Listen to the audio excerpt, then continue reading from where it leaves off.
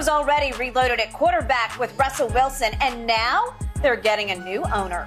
The team has entered a sale agreement that's headed up by Walmart heir Rob Walton.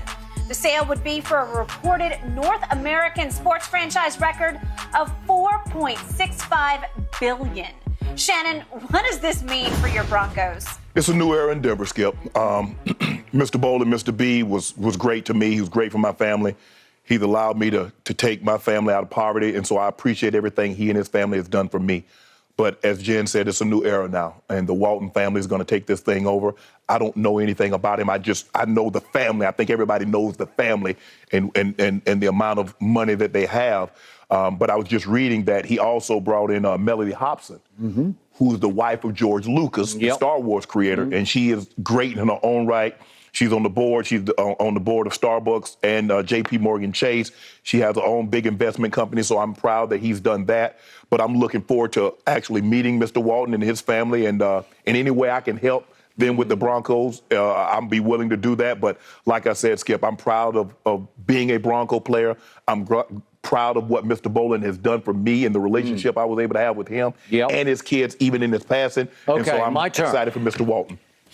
Shannon Sharp. Beware, your team might now be owned and operated by the next Jerry Jones. Robson Walton was a high school football star in Tulsa, Oklahoma. He played D3 football for a while. Then he went to the University of Arkansas, a la Jerry Jones, and he says he wants to be hands-on. He is way, way, way richer than Jerry Jones ever thought about being. He is, yeah, that's the truth. But the fact is that he is now by far the richest owner in the whole National Football League. Right. So he sits at the head of the table now, and he says he wants to operate. No, Skip, it doesn't work like that. I don't care how much. You got to bide your time in the NFL because, Skip, there's a hierarchy here.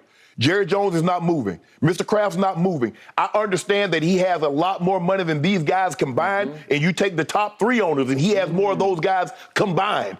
But it sounds like football decisions might be signed off on by Rob Walton. Skip. Yep, here we go. You got your Jerry. Roger Goodell. When it's anything that needs to be talked about, he's going to call that guy in where in Frisco, Texas, or wherever that he's going to call that guy up in New England. But I'm talking about operating the Denver Broncos. You ready for that? Because Mr. B was seen and not heard. Yes, I mean, absolutely. Out, right? Absolutely. He trusted the people that he had hired to do their job, and he gave them the resources. The one thing we know, they're going to have resources. So, hey, don't I tell you what? We gonna win the Super Bowl before y'all do. I bet you that. I bet you that. Bet that. Bet that. Since you want to talk about gonna be hands-on. You got a Jerry Walmart. Whatever. Way to go. We're gonna be playing at Walmart Stadium too. We're gonna win before the Cowboys. I bet you that. Good stuff, guys. All right, we got to go back to the NBA in this finals game tonight when we return. Are the Warriors or the Celtics winning tonight? That's Fox. And I won't back down. One day after a 24th civil lawsuit was filed against Browns quarterback Deshaun Watson, the New York Times now reporting that Watson arranged massages with at least 66 different women over a 17-month period from 2019 to 2021. Shannon, what's your reaction to this latest development? Well, it's troubling, as were the previous 24, and it's now we're talking about potentially up to 40 more women that's not civilly suing him. Yep. And they're coming forward and they're telling very similar stories of a display of a disturbing pattern that was exhibited by Deshaun Watson. Skip, like in the recent civil suits, the NFL, they're going to have to take a look at this information if they don't already have this information. Because here's the thing, now, Skip, it's going to slow the process down even more. If they take into account, if this information is new to them, I think it's New York Times. I think the New York Times. If this information is new, it has to slow the process. So now, because you want the NFL, and this is what the NFL was always up against, Skip.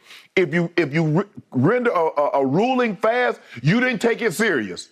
If you go too slow, you're trying to slow the process, this leaves people a thought process, and then you can get away with this. So for me, Skip, this is very, very disturbing. the sheer volume, 66 women over basically a year and a half time frame, it's disturbing. Do the NFL, did they do their due diligence? Have they talked to any of these women? Any of the, not the 24, obviously, they probably talked to, if not all, some of the 24. But what about this pattern? If this is true, if what they're reporting is true, there are up to 40 other women. Man, damn, Skip, it's just hard that you can get 66 people to tell you very similar stories without there being some truth to it. Yep. I just don't know how I don't know how. Skip, we pass, I don't know, in the course of, if I say, I pass, I think, 10, 15 people on a good day here. If I say, hey, how y'all doing? And you ask these people, you see Shannon Sharp this morning? Yeah, he spoke to me. He said, hi, how you doing? If 15 people say the same thing, now you got 20, you get 30, you get 40, you get 50, you get 60? Skip, 60 people, 60 potential people? Damn. At least 66 different women in Skip. Just the 17 months from the fall of 2019 through spring of 2021. Skip, Think about that. Skip, at least 66. Skip, this is troubling. This is disturbing. This is a pattern of behavior.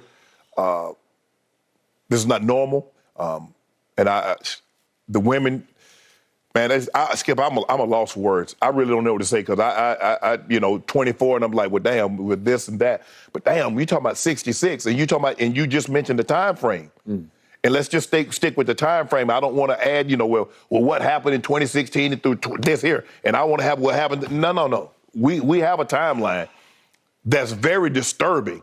We don't need to add anything else to it to become more disturbing. This is plenty disturbing enough, Skip. Man, this is a pattern of behavior, man. I just don't know how the NFL, now, Skip, I'm thinking the NFL might even drop the hammer. The NFL might come in and say, you got to go away for a year. Precisely. That's my conclusion today. Because trust me on this, in years past, when the NFL has been faced with these kinds of decisions, off-the-court behavior decisions, the New York Times resonates in the league office. It's the one publication that, to this day, has impact on these decision makers because they're based in New York and they all grew up reading the Times as the Bible of, it's sort of the last bastion of journalistic credibility. When the Times reports it, and I'll read straight from the Times story, a New York Times examination of records, including depositions and evidence for the civil lawsuits, as well as interviews of some of the women, showed that Watson engaged in more questionable behavior than previously known. Well, that's an understatement when you continue to pour through the rest of the story.